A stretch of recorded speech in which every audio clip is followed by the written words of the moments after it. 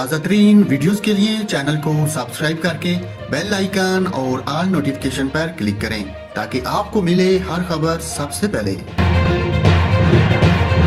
अस्सलाम वालेकुम नाजरीन, जहां पर आपको बताऊं पाक न्यूज़ के ऑनर जुल्फ़कार अली ने गुज़श्ता रात अपनी बेटी और बेटे की सालगिरह मनाई।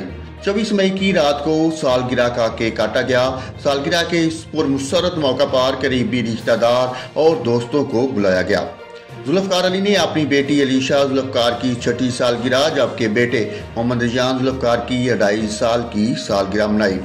इस मौका पर करीबी रिश्तेदारों और दोस्तों को सालगिरह पर बुलाया गया। तमाम मेहमानों ने इस खुशी के मौका पर बुलाने का शुक्रिया अदा किया। सालगिरह का केक काटा गया। उसके बाद तमाम मेहमानों को खाना दिया गया। मेहमानों की तरफ से दोनों बच्चों को सालगिरह के तहफ़ भी दिए गए और इनकी लंबी जिंदगी की दुआ की गई। आखिर पर जुल्फ़कार अली की तरफ से तमाम मेहमानों को उनके बेटे और बेटी की सालगिरह की तकरीब में शिरकत पर शुक्रिया अदा किया।